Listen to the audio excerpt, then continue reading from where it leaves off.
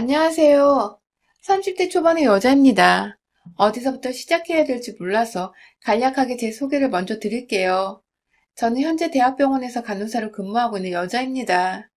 대학 졸업과 동시에 취업을 해서 지금껏 일을 하고 있어서 경력이 나름 채워진 간호사입니다. 대형 병원이라서 3교대는 당연히 해야 하고요. 다들 아시다시피 3교대 하는 직업을 밥벌이로 하며 살아가기란 정말 쉽지가 않습니다. 정상적으로 했던 걸 못 보고 사는 게 오래되면 몸이 피곤하고 피로해지고 또 실제로 병이 쌓일 대로 쌓여가요. 스스로가 얼마나 자기 몸을 챙기고 관리를 하느냐에 따라 천차만별적으로 다른 사람이 되곤 하죠. 주변에는 결혼을 하지 않은 친구들이 많습니다. 일하는 것부터가 버티기 힘들다면서 일을 오래 해서 돈을 벌지 아니면 진작에 일은 결혼 후에 그만둘 생각을 하면서 다니던지 둘 중에 하나였던 것 같아요. 물론 그중에 일에 대한 사명감을 가지고 결혼과 일 모두를 잡고 열심히 사는 분들도 정말 많았고요. 저는 지금까지도 잘 모르겠어요. 제가 어느 쪽에 속하는 간호사인지. 처음에는 친정이 어려워서 취업이 곧바로 보장이 되는 간호학과를 선택했는데 공부를 하고 일을 배우면 배울수록 저의 손길을 거쳐 도움을 받고 고마워하는 환자분들의 모습에 보람도 느꼈습니다.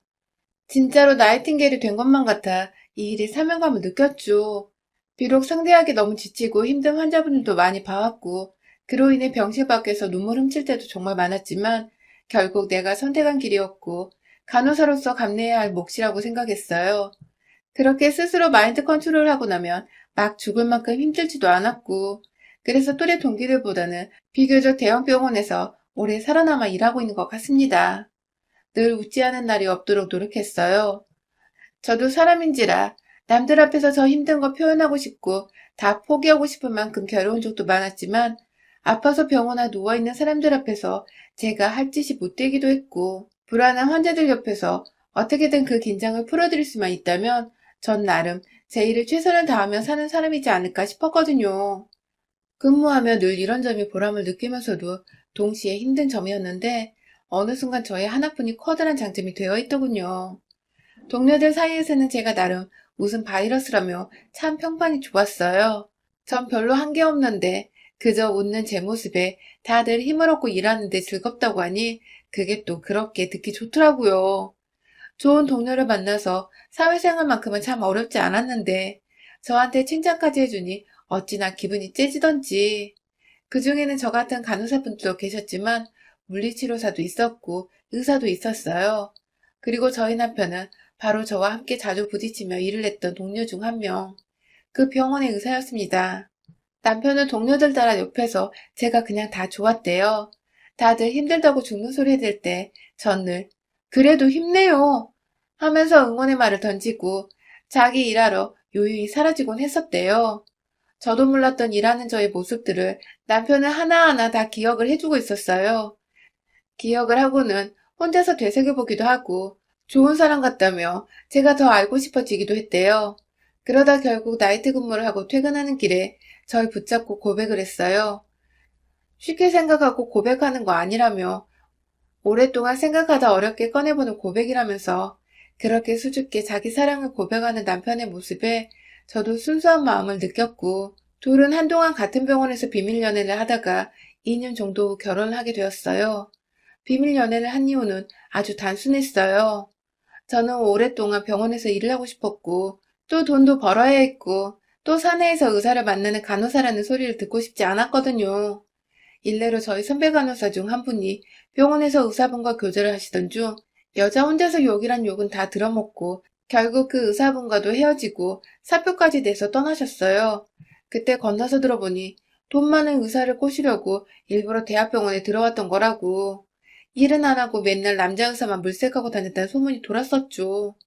제가 알기론 그 선배는 부모님이 서울의 큰 요양병원을 운영 중이시고 선배는 부모님께 도움이 되고자 요양병원의 의사가 되고자 했으나 공부를 그 정도로 잘하지 못해 간호학과를 들어간 후 큰 병원에서 일이라도 배워보고 부모님의 요양병원으로 들어가려고 했었는데 말이었죠.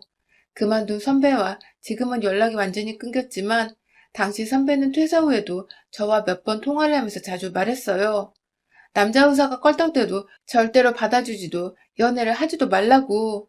자기는 그렇게 대시한 의사를 받아줬다가 혼자 욕만 먹고 일을 그만두지 않았냐고 말이죠. 생각이 많아지는 말이었죠. 모든 의사가 그런 것도 아니고 또 모든 간호사가 그런 것도 아닌데 도대체 사람들은 왜 자기들만의 편견과 선입견을 만들어서 소문이라는 거 흘리고 다니는지 참 아둔하고 어리숙한 사람들이라며 선배의 편만 들었던 기억이 나네요. 그러다가 제가 남편을 만나게 되었고 저는 혹여나하는 마음도 있어서 끝까지 인연과 비밀 연애를 주장했어요. 저와는 연애하고 1년 정도가 지난 시점부터 결혼을 꿈꾸던 남편을 말리고 또 말리며 겨우 1년간의 연애를 더 마치고는 그렇게 두 사람이 부부가 되었죠. 단순히 연애를 하는 게 아니라 결혼을 한다고 발표해버리니 많은 분들은 생각보다 축하를 해주셨어요. 오랜 시간 진정한 사랑을 해오다 결실을 맺는 거라며. 남들한테 도움 주면서 하는 남녀의 결혼이니 꼭 축복받을 거라면서 신혼여행 다녀왔다가 업무 복귀했을 때부터 지금까지 모든 사람들이 저희를 늘 부러운 커플이라며 말씀해 주시곤 합니다. 참, 겉보기엔 걱정할 게 없어 보이죠? 저도 그냥 이렇게 축복만 받는 결혼이었더라면 얼마나 좋았을까 싶네요. 사실 저희 결혼이 모두의 축복을 받은 건 아니었습니다. 걱정했던 제 직업에 대한 편견을 너무도 심하게 가지신 분이 바로 코앞에 계셨죠. 바로 저희 시어머니요. 남편은 대단한 집안의 의사가 아닙니다. 드라마에 나오는 의대 집안, 명문가, 뭐 이런 쪽이 전혀 아니에요. 오히려 형편이 저희 집만큼이나 어려운 집안에서 이남 일녀 중 장남으로 태어났고 공부를 유난히 잘했던 남편은 혼자서 독하게 공부해서 의사가 된 것이었어요. 그렇게 의사가 되고 나서도 생각보다 처음부터 큰돈을 벌지는 못했다고 하지만 아무튼 남편이 동생들 뒷바라지부터 시작해서 시부모님의 용돈까지 챙겨드리고 있었어요. 그걸 전 연애 때 진작에 들어 알고 있었고 오히려 자기 집 식구들에게 책임감 가지고 사는 남편의 모습이 착해 보여서 더욱 사랑하게 되었고요. 아무튼 결혼을 계획하는 와중에도 남편은 자기 가족들은 가장 마지막에 보면 된다며 자꾸만 상견례나 인사드리는 사소한 자리마저도 미뤘어요. 대충 왜 그럴까 짐작은 했지만 결혼하기 딱 3개월 전쯤 만나뵌 시부모님은 제 상상 이상이었습니다. 외모나 직업을 가지고 상상 이상이라 하는 게 아니에요. 그분들의 마인드 때문이었어요. 시아버지와 뭐 아들이 결혼한다는데 자기가 무슨 말을 하겠냐며 딱히 대화를 주도하시거나 참여하시지도 않았는데 시어머님은 처음 저를 보는 순간부터 불만이 가득하시더라고요. 왜 진작에 인사를 드리러 오지 않았냐며 첫 만남부터 예의 없다는 소리를 들어야 했고 그 바람에 남편이 옆에서 저는 계속 인사드리겠다고 했지만 자신이 늦게 만나길 강요했다고 사실대로 털어놓자 옆에서 우리 아들을 종용했네 했어 하면서 저를 욕하시더라고요. 얼떨결에 첫 만남에서 시어머니께 욕먹다가 식사가 나왔어요. 한식집에서 첫 코스부터 푸짐하게 음식이 차려진 바람에 저는 먼저 젓가락을 들어올려 반찬 짓기가 눈치 보여 가만히 있었어요. 어른들 먼저 수저 드실 때까지 기다린 거죠.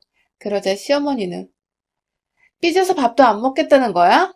너 그러고 있을 거면 그냥 가! 내 아들 못 줘! 라며 급기야 3달 앞으로 다가온 결혼을 반대하시는 게 아니겠어요?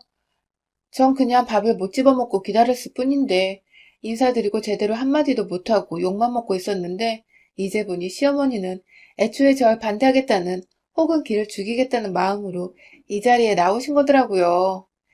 남편이 왜 시부모님을 먼저 만나 뵙지 못하게 했는지 그제야 안 후 남편에게도 화를 막 냈어요. 시댁이 무서워 결혼이 겁날 지경이라고 말이죠. 그러자 남편은 엄마 성격이 나도 상대하기 힘들어. 너도 이럴까봐 소개를 못했다며 너를 놓칠까봐 그랬다면서 막 또 사랑을 운운하며 매달리는데 그걸 뿌리치기 어려워 모른 척 결혼을 했어요.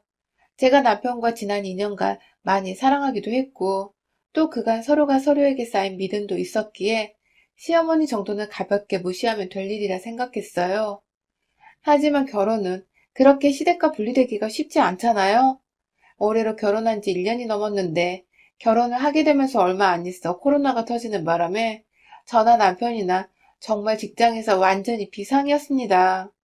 시국 따라 그만두는 동료들이 생겨나며 급하게 인원을 메꾸고 또 채용하고 가르치고 또 일하고 남편은 남편대로 신혼인데도 얼굴 보기가 너무 힘들고 당장에 저희 두 사람이 시국을 마냥 무시할 수 있는 직업을 가진 게 아니어서 굉장히 바빴어요.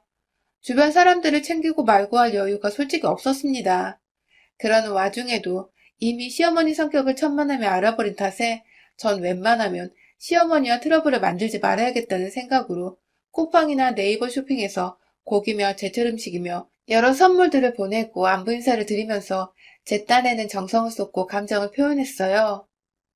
시국 때문에 혹여나 시부모님 걱정이 되어 찾아뵙지는 못했지만 마음만은 늘 곁에 있다면서 말이죠. 이건 솔직히 진심이었습니다. 어느 며느리가 처음부터 시어머니한테 찍히고 싶겠어요. 저도 그냥 평범한 다른 집 며느리들처럼 잘 보이고 싶은 마음이 컸었어요.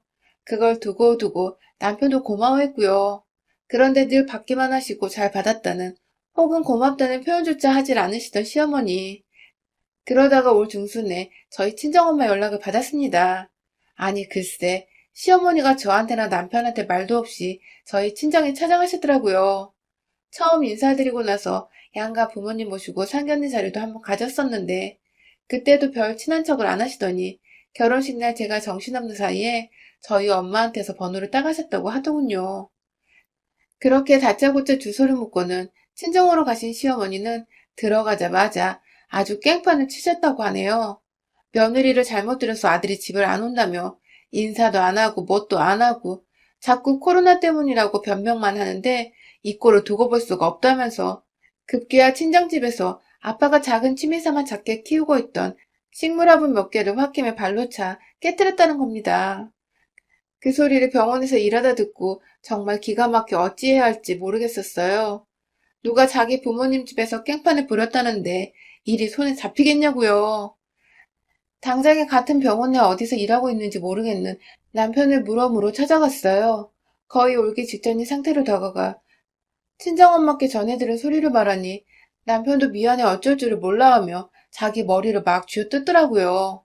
결국 처갓집에 가서 일을 했다며 다 자기 부모가 못나서 그런 거라며 자기는 제가 선물도 보내고 인사도 잘 하길래 아무것도 안 하고 있었다면서 일이 너무 바빴고 코로나 시국에 병원에서 일하는 자식이 어떻게 부모님을 막 만나겠냐며 저한테 다 아는 이유를 말하더군요. 이게 당연한 건데 우리 시어머님은 그저 아들이 인사를 안 하러 온다며 그게 다 코로나를 핑계로 대라고 말한 며느리의 책임이라고 빡빡 우기기나 하셨으니 깊은 한숨만 나왔어요. 결국 그 사건은 남편이 무려 코로나를 뚫고 시댁에 찾아가 완전 뒤집어 엎어놔서 해결이 되었습니다. 다시는 저 몰래 친정에 가서 살던 대로 생각하던 대로 깽판 치지 말라며 시댁에는 화분이 없지만 시어머니가 키우시던 쪽파가 심어진 화분을 헤집어 놓고는 엄마도 기분이 어때? 더럽지?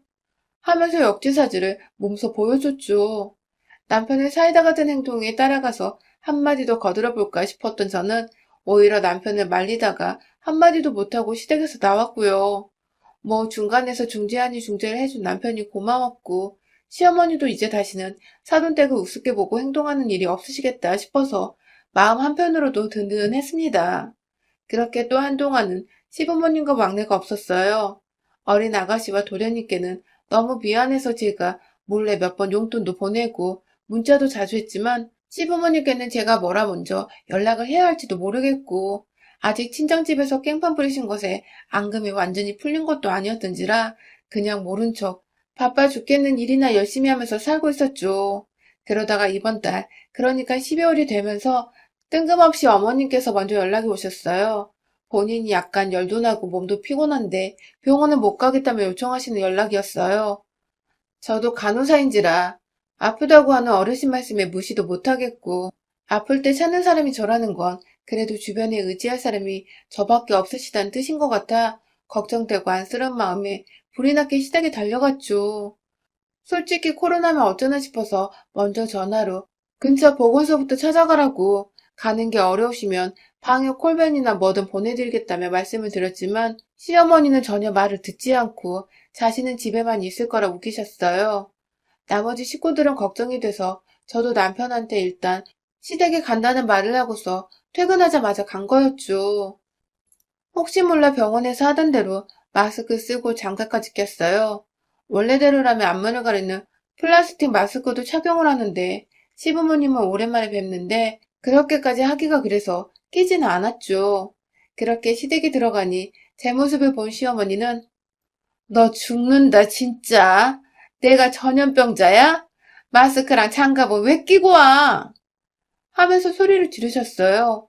아니, 다른 것도 아니고 병원에서 일하고 있는 아들 부부가 바이러스 전파자일 수도 있고, 또 아프다는 시어머니가 바이러스 전파자일 수도 있는데, 서로가 조심해야 하는 상황에서 병원에 모셔가고자 온 저한테 마스크랑 장갑 좀 꼈다고 죽는다는 경고는 하고 계시다니.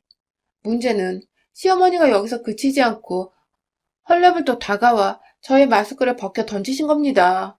순간 마스크 끈이 제 귀를 잡아당겨 아프다고 눈물이 찔끔 나왔어요.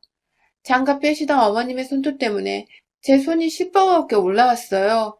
정말 아픈 사람이 맞나 싶을 만큼 힘이 넘치시던 시어머니는 급기야 제 얼굴을 보고 말하는 이 순간만을 기다리셨는지 밥도 못 차릴 만큼 아프니 밥부터 해달라 하시더군요. 약을 정말로 어디서 구해오긴 하셨는데 식후약이라면서 시어머님이 시키시니 저는 또 바보같이 밥을 했어요. 거의 처음으로 시어머니께 결혼 후 해드리는 밥 같아서 긴장도 많이 되었고 냉장고에 있던 것들을 꺼내서 오바해서 막 차려냈어요. 다 차린 후 시아버님까지 나오셔서 밥을 드셨는데 시어머니께서는 제가 같이 앉아 밥 먹길 원치 않으시더라고요. 그러면서 하신다는 말씀이 어디 간병인이 옆에 와 같이 먹으려 해? 라면서 물이나 뜨뜻한 것으로 가져오려더군요. 집에 정수기도 없는데 그래서 빨리 커피포트에 물을 담았습니다. 보글보글 끓어오르는 소리가 점점 선명해질수록 시부모님과 저의 거리는 점점 멀어지는 듯 했어요. 세 사람 사이에 적막감이 감돌고 있는 와중에 시어머님이 정적을 깼어요. 온 김에 저한테 빨래를 하고 가라더군요. 화장실 안 바구니 안에 든 옷이 한가득 있으니 그걸 베란다에 있는 세탁기에 돌리라는 그 말 하나 하시고는 밥 다 드셨다며 부엌에 그릇만 올려둔 채 좀 쉬자고 TV 앞으로 가 앉으시는 어머님. 딱 보니 싱크대 안에 있는 그릇들도 제가 닦고 식탁도 정리하고 빨래하고 나서 말리면 밖에 있는 것까지 한 두어 시간 정도는 꼼짝없이 이 집에서 일을 해야 하겠더라고요. 일단 시키는 대로 급하니까 시간 걸리는 빨래부터 했고 그 사이 설거지도 하고 막 뭐가 정말 정신이 없었어요. 남편과 둘이 사는 신혼집에서의 일과 비교를 해보면 네 식구 사는 시댁 일은 정말 너무하다 싶을 만큼 많더군요. 더 문제는 혼자 아둥바둥 일을 하고 있는데 시어머니와 시아버지는 거실에 앉아 TV를 보며 막 재밌다고 웃고 계시고 급기야 그렇게 TV를 보는 와중에도 저한테 뜨거운 물을 갖다 달라고 막 시키셨어요. 뜨거운 물을 갖다 달라 해놓고는 뜨뜻한 걸 마실 거라며 찬물 좀 섞어달라고 하고 그러다 또 열기가 올라온다며 보일러를 꺼라 틀어라. 아주 그냥 제 꼴을 보니 종년이 따로 없더라고요. 그러면서 말끝에는 꼭 간호사라 그런지 이것저것 시키는 걸 다 해주네. 시중을 역시 잘 들어주네. 하면서 제가 간호사에서 시중 드는 것에 전문가란 걸 농담이라 하시니 기분도 좋지 않았습니다. 아프다고 하셔서 병원 모셔가겠다고 일 끝나고 지친 몸 이끌고 불이 났게 시댁에 온 건데 아주 그냥 호랑이 굴에 들어온 토끼가 호랑이 똥을 치우고 있는 꼴이라니. 그것만이 끝이 아니었어요. 이왕 집 청소도 하고 자기 시중을 드는 거 청소기도 밀고 말끔히 집 소독이나 좀 해주라며 간호사니까 청소하는 것도 잘할 거 아니냐고 그러시더라고요. 제가 간호사면 간호사지 청소부는 아니잖아요? 그런데 무슨 논리인지 간호사니까 환자 옆에서 시중 들고 청소하고 종처럼 해야 환자가 기분이 좋아지고 금방 쾌유를 한다며 급기야 제게 종년이 되길 부탁하셨어요. 그리고는 곧 너네 친정에서도 내가 너를 종부리듯 할 거 다 알고서 그날 일을 너한테 꼰지른 거지? 라고 하시더군요. 네, 그러니까 시어머니는 지금 지난날 본인이 저희 집에 무작정 찾아가 화분 깨고 깽판친 것에 대해 저한테 말한 저희 친정 부모님께 뒤끝이 있어서 그때 얘기를 꺼내면 저한테 종부리듯 대하셨던 것이고 급기야 정말로 코로나 시국에 병원에서 일을 하느라 진이란 진이 다 빠져버린 며느리한테 밥 차리라 하고 빨래하게 하고 청소기까지 돌리게 하며 온갖 시중이란 시중은 다 들게 하셨습니다. 그리고 꼰질났다고 표현을 하시는 거 보니 이제 보니 저희 부모님한테는 저한테 그 난동을 피우고도 그날 일을 말하지 말라는 식으로 겁박까지 했었나 보더군요. 설마 했는데 이게 다 일부러 그러신 거라니. 아프신 거 핑계 삼아 그냥 며느리한테 단순히 대접받고 싶으신 거라고 여기려고 했는데, 정말 빡쳐서 시댁에 더 못 있겠더라고요. 저요? 청소기 다 밀고서 거실 한 켠에 임시적으로 세워뒀는데, 진짜 그간 병원 일에 스트레스 쌓였던 것까지 다 풀어야겠다는 마음으로 일단 마스크와 장갑을 도로 썼습니다. 간호사라 가방에 마스크면 장갑 10분 정도는 늘 가지고 다니거든요. 그 청소기를 제 가슴 위까지 들어 올렸다가 바닥으로 아주 세게 내리쳤습니다. 얼마나 튼튼한지 청소기는 그리 크게 금이 가진 않았지만 제가 원하던 건 이게 아니었죠. 청소기 안을 열어서는 그 안에 든 먼지 봉투 있잖아요. 지금 다시 생각해도 짜릿한데 그걸 정말 시부모님 면전에다 대고서는 탈탈탈 털었습니다. 청소하라고 며느리 종부리다가 결국 청소는커녕 청소기 안에 있던 더러운 집안 먼지를 얼굴로 맞은 우리 시부모님. 비명도 못 지르는 게 먼지가 거실 공기 중에도 막 무리지어 손바닥만하게 떠있고 하니까 다들 놀래서 베란다로 뛰쳐나가시더라고요. 그리고는 특별히 시어머님을 향해서 원하시는 뜨뜻 미지근한 물을 만들어서는 얼굴을 향해 물통 채로 부어버렸어요. 실컷 처마시고 정신 차리세요. 라고 웃으며 며느리가 던지는 물벼락에 된통 맞은 시어머니는 꼴이 아주 추운 베란다에서 뜨뜻한 물에 정신없이 벌벌 떠는 모습이 생존만도 못하셨습니다. 간호사는 종불이라고 있는 게 아니라고, 아픈 사람 간호하라고 있는 게 간호사라는 말을 분명히 전하고서 엉망진창 먼지투성이 시댁을 빠져나왔어요. 그날 후 시댁은 누가 청소를 했는지 모르겠지만 저희 아가씨가 저한테 연락이 왔어요. 대충 얘기를 들었는데 자기 엄마가 무슨 짓을 했는지 감이 온다며 미안하다고 어머님을 대신해 저한테 사과를 하더라고요. 어린 자녀들 앞에서 얼마나 자식들까지도 눈살이 찌푸려질 만큼 제 욕을 하셨으면 아가씨가 나서서 사과를 하나 싶어 좀 웃었습니다. 아무튼 이 사실을 들은 남편은 또 시댁에 찾아가 지난번처럼 깽판을 치며 마누라 편을 들려고 했고 저는 듣고 말려서 진정시켰네요. 이미 그런 깽판은 저도 한번 제대로 치고 왔으니까요. 많은 거 안 바라고 그냥 우리 시어머니가 제발 며느리를 사람으로 인간으로서 좀 살갑게 대해주셨으면 합니다. 평생 이렇게 며느리랑 원수처럼 지내려고 작정을 한 건지 뭔지 한 번 더 저한테 혹은 저희 부모님께 깽판치려 하거든 그땐 남편까지 대동해서 둘이서 제대로 시부모님 혼을 쏙 빼놓고야 말겠어요. 여러분의 생각은 댓글로 남겨주세요. 오늘도 시청해주셔서 정말 감사합니다.